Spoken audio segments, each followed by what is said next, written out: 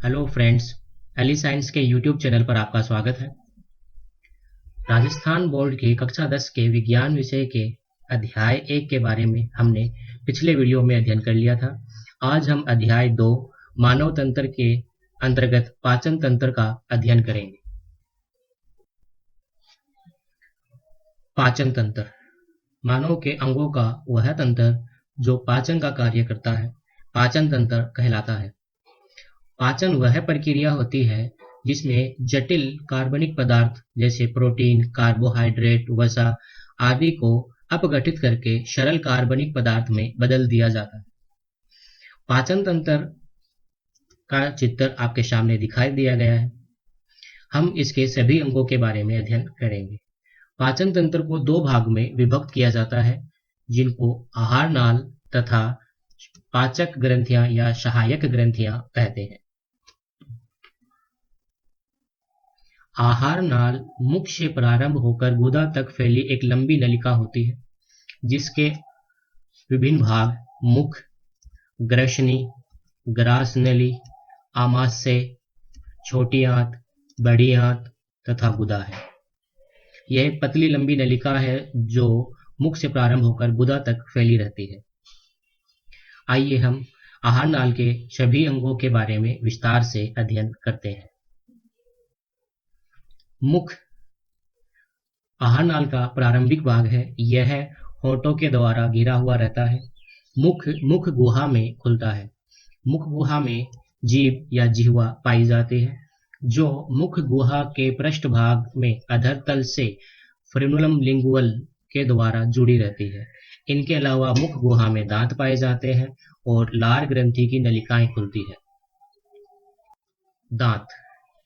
दांत भोजन को पीसने और चबाने का कार्य करते हैं। मानव में दांत 2 बार जीवन काल में आते हैं, इसलिए इनको द्विबारदंती कहते हैं। इनके अलावा ये मसूड़ों के गर्त में स्थित होते हैं। मसूड़ों के गर्त में इनके कारण इनको गर्तदंती कहा जाता है। मानव में दांत 2 भागों में विभक्त किए जा सकते हैं, जिनको अस्थायी दांत और स्थायी दांत कहते हैं। अस्थायी दांत दूध के दांत भी कहलाते हैं, जो टूटकर दोबारा आ सकते हैं, लेकिन स्थायी दांत स्थायी रहते हैं। इनके अलावा कार्य के आधार पर दांतों को 4 भागों में बांटते हैं। प्रथम, कृंतक दांत। इनका कार्य होता है काटना। ये मुख के अग्रभाग में 4 ऊपर वाले जबड़े में पाए जाते हैं तथा 4 नीचे वाले जबड़े में पाए जाते हैं। इनकी कुल संख्या 8 होती है। दूसरे होते हैं रदनक दांत। इनका कार्य होता है चीरना, फाड़ना। ऊपर वाले जबड़े में ये 2 होते हैं और नीचे वाले जबड़े में भी ये 2 होते हैं। टोटल इनकी संख्या हो गई 4। अगले दांत है अग्रचर्वणक। इनका कार्य होता है चबाना। ऊपर वाले जबड़े में ये 4 होते हैं और नीचे वाले जबड़े में भी ये 4 पाए जाते हैं, अतः इनकी कुल संख्या 8 होती है। अग्रचर्वणक, इनका कार्य भी चबाना होता है। ऊपर वाले जबड़े में इनकी संख्या 6 होती है और नीचे वाले जबड़े में भी 6 होती है, अतः इनकी टोटल संख्या 12 होती है। अतः 8, 4, 8, 12 टोटल दांत हो गए हमारे 32।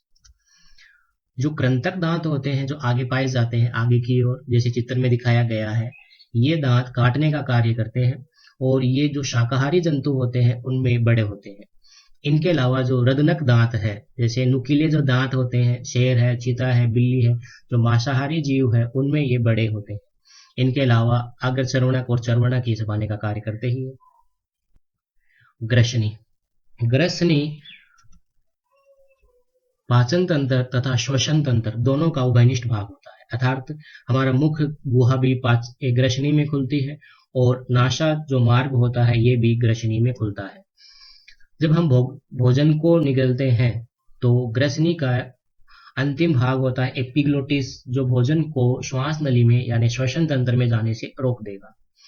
ग्रसनी के 3 भाग होते हैं, जिनको नासा ग्रसनी, मुख ग्रसनी तथा कंठ ग्रसनी कहते हैं।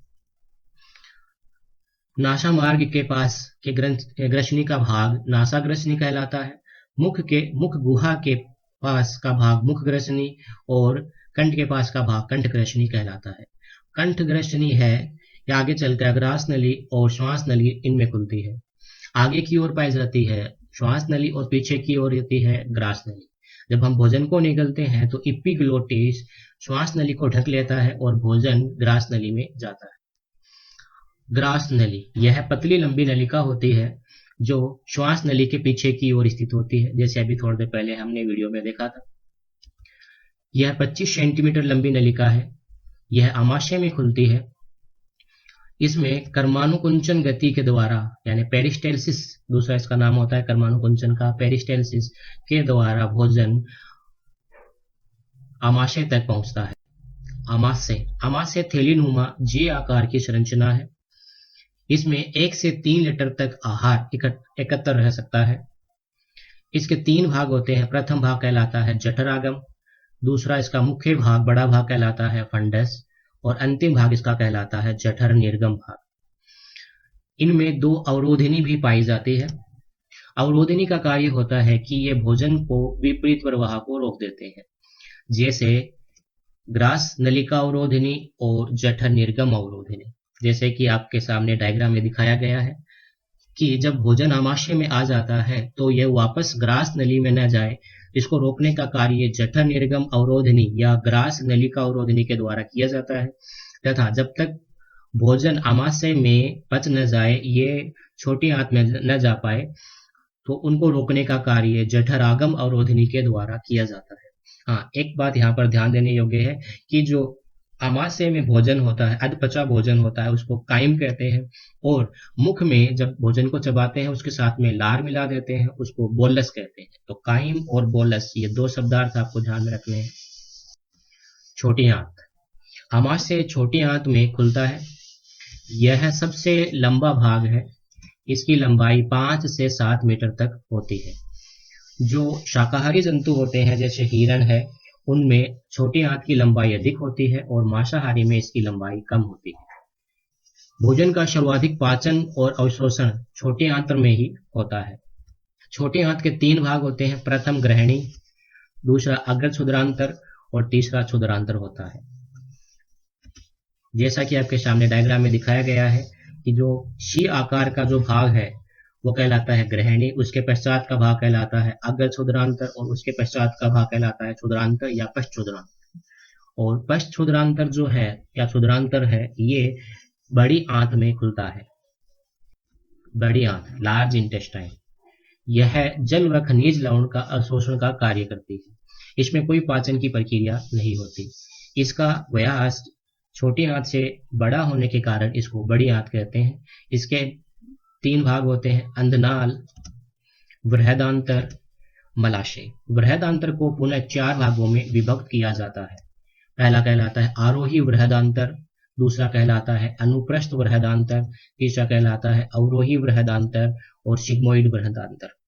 जैसा कि डायग्राम में आपको दिखाया गया है कि प्रारंभिक इसका जो भाग है वो कहलाता है अंधनाल, फिर अंधनाल से आरोही बृहदांतर को जुड़ती है। आरोही बृहदांतर अनुप्रस्थ बृहदांतर में खुलती है और अनुप्रस्थ बृहदांतर अवरोही बृहदांतर में खुलकर सिग्मोइड में खुलती है।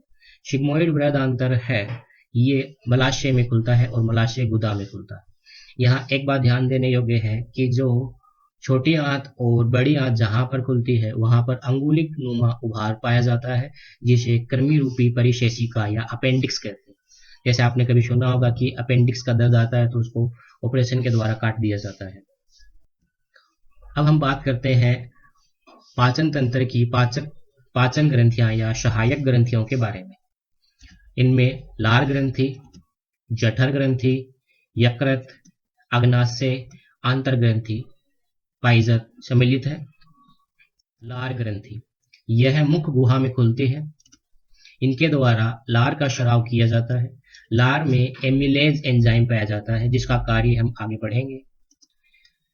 लार ग्रंथि 3 प्रकार की होती है, जिनको करणपूर्व या पेरोटिड लार ग्रंथि, दूसरी होती है अधोजंब या सब मैंडिबुलर लार ग्रंथि, और तीसरी होती है अधोजिह्वा या सब लिंगुअल लार ग्रंथि। जैसा कि आपके सामने डायग्राम में दिखाया गया है कि कानों से पहले की पाई जाने वाली करणपूर्व या पेरोटिड लार ग्रंथि होती है। जबड़े के नीचे, जंब का अर्थ होता है जबड़ा, जबड़े के नीचे पाई जाने वाली होती है अधोजंब लार ग्रंथि, और जीभ के नीचे होती है अधोजिह्वा लार ग्रंथि। जठर ग्रंथि, जठर ग्रंथि आमाशय की भित्ति में पाई जाती है। इसके द्वारा जठर रस का स्राव होता है। जठर रस में पेप्सिन, रेनिन तथा हाइड्रोक्लोरिक अम्ल पाया जाता है। हाइड्रोक्लोरिक अम्ल ऑक्सेंटिक कोशिकाओं के द्वारा स्रावित होता है तथा पेप्सिन और रेनिन चीफ सेल के द्वारा स्रावित होता है। यकृत, यह हमारे शरीर की सबसे बड़ी ग्रंथि होती है। यह डायफ्राम के नीचे स्थित होती है। यकृत 1,00,000 छोटी छोटी पालिकाओं में बटा होता है जिनको यकृत पालिकाएं कहते हैं। जैसे आपको सामने जो गोल बॉक्स है बना हुआ है उसमें दिखाया गया है। यकृत पालिकाएं षटकोणीय, लगभग षटकोणीय होती है और ये यकृत की संरचनात्मक और क्रियात्मक इकाई होती है। यकृत के द्वारा पित्त रस का स्राव किया जाता है जो पित्त यकृत के ऊपर पाए जाने वाले पित्ताशय में संग्रहित रहता है। पित्ताशय एक हरे रंग की थैली जैसी ग्रंथि है जिसमें पित्त रस एकत्र रहता है और सांद्रित होता है। अग्नाशय, अग्नाशय ग्रहणी के सी आकार में स्थित होती है जैसे कि आपके सामने डायग्राम में दिखाया गया है। यह मिश्रित ग्रंथि होती है अर्थात यह अंतःस्रावी और बहिःस्रावी दोनों प्रकार की ग्रंथि का कार्य करती है। अंतःस्रावी ग्रंथि के द्वारा हार्मोन का स्राव होता है और बहिःस्रावी ग्रंथि के द्वारा विभिन्न प्रकार के रस का स्राव किया जाता है। इसके द्वारा अग्नाशय रस का स्राव होता है। जैसा कि डायग्राम में आपको दिखाया गया है कि जो हरे रंग की जो थैली जैसी संरचना दिखाई गई है ये पित्ताशय होता है। पित्ताशय की वाहिनी और अग्नाशय की वाहिनी दोनों ग्रहणी में खुलती। पित्त जो अग्नाशय के द्वारा स्रावित जो अग्नाशय रस है उसमें trypsin, chymotrypsin, carboxypeptidase, lipase, amylase enzyme पाए जाते हैं। इन एंजाइम के कार्य हम आगे अध्ययन करेंगे। आंतरग्रंथि, जो आंतर होती है छोटी आंत, उसकी भित्ति अर्थात दीवार में ग्रंथि पाई जाती है जिसका नाम होता है आंतरग्रंथि। आंतरग्रंथि के द्वारा आंतररस का स्राव किया जाता है। आंतररस के द्वारा आंतररस में जो एंजाइम उपस्थित होते हैं उनके द्वारा भोजन का अंतिम रूप से पाचन कर दिया जाता है। यानी जो फाइनल पाचन होता है भोजन का वो छोटी आंत में ही होता है और आंतररस के द्वारा होता है। आंतररस में माल्टेज, शुक्रेज, लैक्टेज, डाइपेप्टिडेज, न्यूक्लिएज आदि विभिन्न प्रकार के एंजाइम्स पाए जाते हैं। आइए हम अब बात करते हैं भोजन का पाचन किस प्रकार होता है। तो भोजन के पाचन की प्रक्रिया हमारे मुख से ही प्रारंभ होती है। जब दांतों के द्वारा भोजन को चबाकर छोटे छोटे भागों में बांट दिया जाता है, छोटे छोटे कणों में बांट दिया जाता है और उसमें लार मिक्स कर दी जाती है तो यह भोजन बोलस कहलाता है। और लार में एमिलेज एंजाइम होता है जैसा अभी हमने पहले पढ़ा था। यह एंजाइम स्टार्च एक कार्बोहाइड्रेट का नाम है जो जटिल कार्बोहाइड्रेट है उसको सरल कार्बोहाइड्रेट माल्टोज में पाचन कर दिया जाता है। फिर भोजन जो है कर्मानुकुंचन गति के द्वारा अपनी ग्रास नली से होता हुआ आमाशय में पहुंचता है। आमाशय में हमने पढ़ा है कि पेप्सिन और रेनिन एंजाइम पाए जाते हैं। पेप्सिन प्रोटीन को पेप्टाइड में बदलने का कार्य करता है तथा रेनिन एंजाइम दूध में पाई जाने वाली केसिन प्रोटीन के पाचन का कार्य करता है। इनके अलावा हमने पढ़ा है कि जो आमाशय है उसमें HCl भी स्रावित होता है। तो HCl के दो कार्य होते हैं। पहला कार्य होता है कि जो पेप्सिन जो एंजाइम होता है यह निष्क्रिय अवस्था में पाया जाता है, पेप्सिनोजन के रूप में पाया जाता है और इसको सक्रिय पेप्सिन में बदलने का कार्य HCl के द्वारा ही किया जाता है। HCl अर्थात हाइड्रोक्लोरिक अम्ल जो खाने के साथ में जीवाणु पहुंचते हैं या सूक्ष्म जीव जो पहुंचते हैं उनका नष्ट करने का कार्य भी करता है। फिर भोजन आमाशय से छोटी आंत में पहुंचता है। छोटी आंत में जो हमने पढ़ा है अग्नाशयी रस, अग्नाशय के द्वारा अग्नाशयी रस का स्राव किया जाता है और इसमें ट्रिप्सिन, काइमोट्रिप्सिन और कार्बोक्सीपेप्टिडेज एंजाइम होते हैं। ये तीनों के तीनों एंजाइम प्रोटीन को पेप्टाइड में पाचन करने का कार्य करते हैं अर्थात पेप्सिन, ट्रिप्सिन, काइमोट्रिप्सिन, कार्बोक्सीपेप्टिडेज सभी प्रोटीन के पाचन करने वाले एंजाइम हैं। इनके अलावा हमने पढ़ा है कि अग्नाशयी रस में लाइपेज एंजाइम भी पाया जाता है। यह एंजाइम वसा का पाचन करके इसको वसा अम्ल और ग्लिसरॉल में बदल देता है। इनके अलावा अग्नाशयी रस में कुछ मात्रा में एमिलेज एंजाइम भी पाया जाता है जो स्टार्च को माल्टोज में बदलता है। फिर हमने पढ़ा है कि जो भोजन का पाचन अंतिम रूप से जो किया जाता है वो आंतररस के द्वारा किया जाता है। जब भोजन ग्रहणी से अग्र क्षुद्रांतर में पहुंचता है, जैसे अभी हमने डायग्राम में पढ़ा है कि अग्र क्षुद्रांतर में जब भोजन पहुंचता है तो वहां पर आंतर ग्रंथि के द्वारा आंतररस का स्राव किया जाता है। आंतररस है उसमें माल्टेज एंजाइम होता है, ध्यान रखें माल्टेज नाम है ये, यह एंजाइम है ये माल्टोज को ग्लूकोज में बदल देता है। ध्यान रखना है कि जो एंजाइम होते हैं उनके नाम के आगे एज लगता है, जैसे एमिलेज, लाइपेज, माल्टेज। नेक्स्ट हमारे पास एंजाइम है जो आंतररस में पाया जाता है सुक्रेज। यह सुक्रोज सुक्रोज होते हैं जैसे गन्ने के रस में पाई जाती है अधिक मात्रा में कार्बोहाइड्रेट है। इसका पाचन करेंगे, इसका टुकड़े कर दिए जाएंगे किसमें, ग्लूकोज और फ्रुक्टोज में। ग्लूकोज जटिल होता है और उसको ग्लूकोज और फ्रुक्टोज यानी सरल में बदल दिया जाता है। इनके अलावा लैक्टेज, जब आप दूध पीते हो तो लैक्टोज कार्बोहाइड्रेट हमें मिलता है, लैक्टोज नामक कार्बोहाइड्रेट। यह जटिल कार्बोहाइड्रेट होता है तो इसको सरल कार्बोहाइड्रेट यानी ग्लूकोज और ग्लेक्टोज में बदल दिया जाता है और ग्लूकोज और ग्लेक्टोज में बदलने का कार्य लैक्टेज करेगा। इनके अलावा डाइपेप्टिडेज एंजाइम है, ये पेप्टाइड को अमीनो अम्ल में बदल देता है। जैसे अभी हमने इसमें स्क्रीन पे आप देखिए ऊपर की ओर कि पेप्सिन प्रोटीन को पेप्टाइड में बदल रहा है, trypsin, chymotrypsin, carboxy peptidase protein को पेप्टाइड में बदल रहे हैं। तो अंतिम रूप से प्रोटीन से हमें क्या मिल गया था, पेप्टाइड मिल गया था। अब इस पेप्टाइड को अमीनो अम्ल में बदलने का कार्य डाइपेप्टाइडेज करेगा। इसके अलावा कुछ एंजाइम और भी होते हैं जिनका अध्ययन आप बड़ी कक्षाओं में करोगे। फिर भोजन का पाचन होने पर हमें अंतिम उत्पाद के रूप में क्या मिलता है, जब जटिल कार्बोहाइड्रेट का पाचन होता है तो सरल कार्बोहाइड्रेट के रूप में हमें ग्लूकोज, फ्रुक्टोज, ग्लेक्टोज मिल जाता है। जब प्रोटीन का पाचन होता है तो उसे हमें मिलता है अमीनो अम्ल, और जब वसा का पाचन होता है तो हमें मिलता है वसा अम्ल और ग्लिसरॉल। अब जो बचा हुआ भोजन है उसको अवशोषित करके शरीर में हमें विभिन्न भागों तक पहुंचाना होता है।